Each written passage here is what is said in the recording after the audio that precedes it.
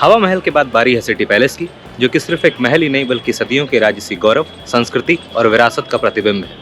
इस महल का हर कोना अतीत की कहानियों को फुसफुसाता है, ऐसी कहानियां जिन्हें आज हम उजागर करने वाले हैं। सिटी पैलेस को जयपुर के शासकों द्वारा कई पीढ़ियों में बनवाया गया था। जयपुर का city palace pink city area का सबसे इंपॉर्टेंट लैंडमार्क है।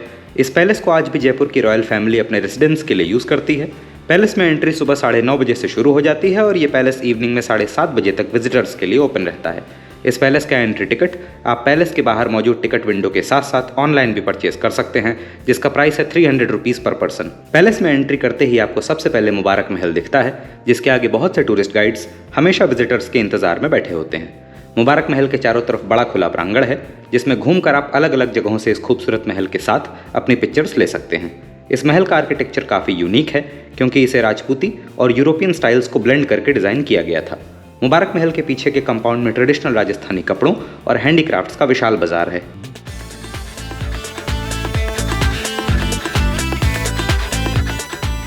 सिटी पैलेस की मूल संरचना महाराजा सवाई जयसिंह द्वितीय द्वारा बनवाई गई थी, जिसकी शुरुआत हुई बाहरी दीवारों से।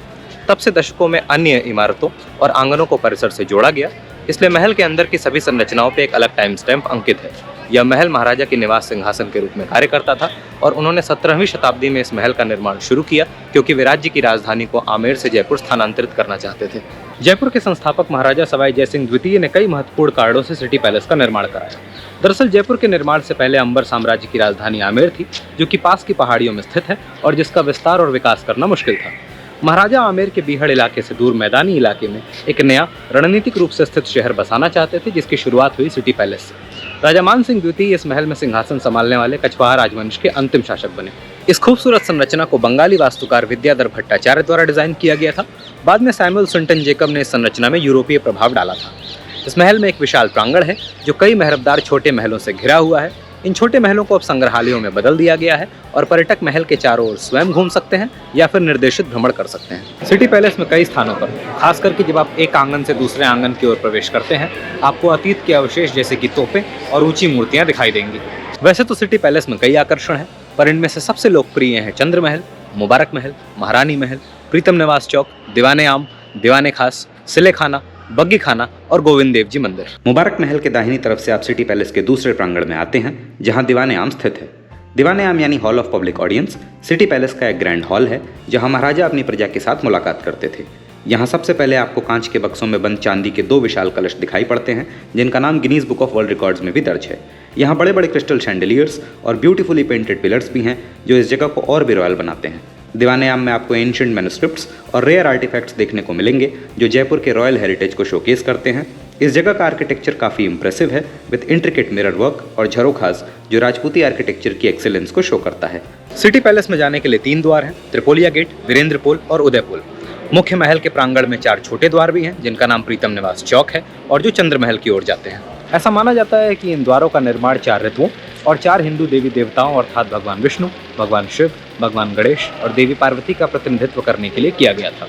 प्रीतम निवास चौक के ये 4 द्वार सिटी पैलेस के मुख्य आकर्षण हैं। प्रत्येक द्वार एक निश्चित देवता को समर्पित है। उत्तर पूर्वी द्वार रत्न जड़ित मोरों से सुशोभित है और इसके शिखर पर एक छोटी भगवान विष्णु की मूर्ति। कमल के पैटर्न वाला दक्षिण पश्चिम द्वार भगवान शिव को समर्पित है, जबकि हरा भरा उत्तर पश्चिम द्वार भगवान गणेश के सम्मान में है। अंतिम द्वार सुंदर गुलाबी गुलाबों से सजाया गया है और देवी पार्वती को समर्पित है। यह सभी द्वार बेहतरीन शिल्प कौशल के प्रतीक हैं और पर्यटकों द्वारा इनकी ढेरों तस्वीरें खींची जाती हैं। सिटी पैलेस दर्शन की शुरुआत करते हैं मुबारक महल से।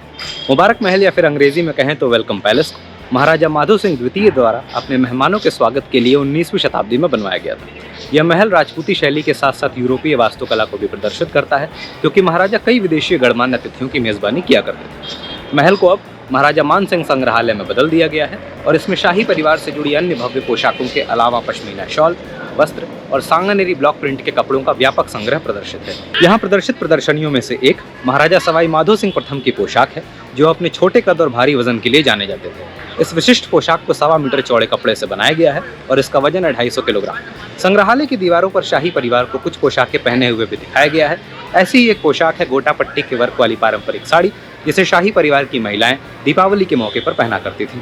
सिटी पैलेस के पश्चिमी किनारे पर स्थित मोर द्वार से प्रवेश करने पर आपको चंद्र महल का भव्य दृश्य दिखाई पड़ता है।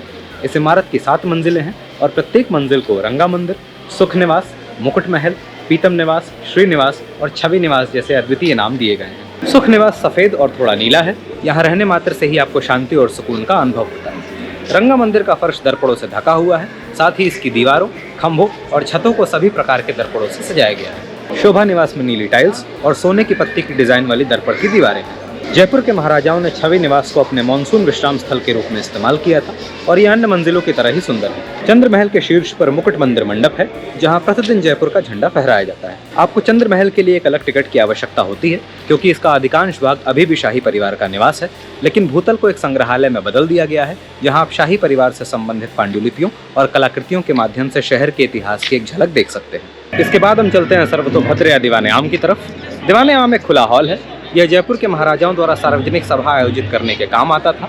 हॉल की जटिल छत पर शानदार क्रिस्टल झूमर लटक रहे हैं। इस हॉल में कांच के बक्सों में चांदी के 2 विशाल कलश हैं, जिन्हें गंगाजली नाम से जाना जाता है। इन कलशों की क्षमता 4000 लीटर है और इन्हें Guinness book of world record में जगह मिली हुई है। किंवदंती है कि इन कलशों का उपयोग महाराजा सवाई माधो सिंह द्वितीय ने अपनी इंग्लैंड की यात्राओं के दौरान गंगा का पवित्र जल ले जाने के लिए किया था, क्योंकि वे अंग्रेजों का पानी नहीं पीना चाहते थे। इसके बाद आता है दीवाने खास। यह वह शाही दरबार है जहां महाराजा अपने दरबारियों के साथ निजी मुलाकात करते थे। तख्ते रावल के नाम से जाना जाने वाला एक शाही सिंहासन दरबारियों द्वारा इस्तेमाल की जाने वाली कुर्सियों के साथ इस हॉल की शोभा बढ़ाता है। इसकी छत को सोने और लाल रंग के मिश्रण से रंगा गया है। इस हॉल की दीवारों पर जयपुर के महाराजाओं की आदमकद तस्वीरें, फ्रेम किए गए प्राचीन ग्रंथ, कढ़ाई वाले गलियारे और हिंदू धर्म ग्रंथों की हस्तलिखित मूल पांडुलिपियां मौजूद हैं। दीवाने आम के पीछे है द बरादरी रेस्टोरेंट एंड बार, जिसके खाने और एम्बियंस को मैंने रिव्यू किया है और उसका ब्लॉग जल्द ही मेरे चैनल पे आएगा। आप दीवाने आम से लेफ्ट लेकर चंद्र महल की तरफ जा सकते हैं और राइट लेने पर आता है महारानी पैलेस और बग्गी खाना। साथ ही सामने की तरफ है सिटी पैलेस का म्यूजियम। मेरी मानिए तो आपको पहले लेफ्ट जाना चाहिए, क्योंकि महारानी पैलेस से होकर आप सीधे सिटी पैलेस के एग्जिट गेट पे पहुंच जाएंगे। बहुत से टूरिस्ट सीधे राइट लेकर बिना चंद्र महल और म्यूजियम देखे ही इस पैलेस से एग्जिट कर जाते हैं।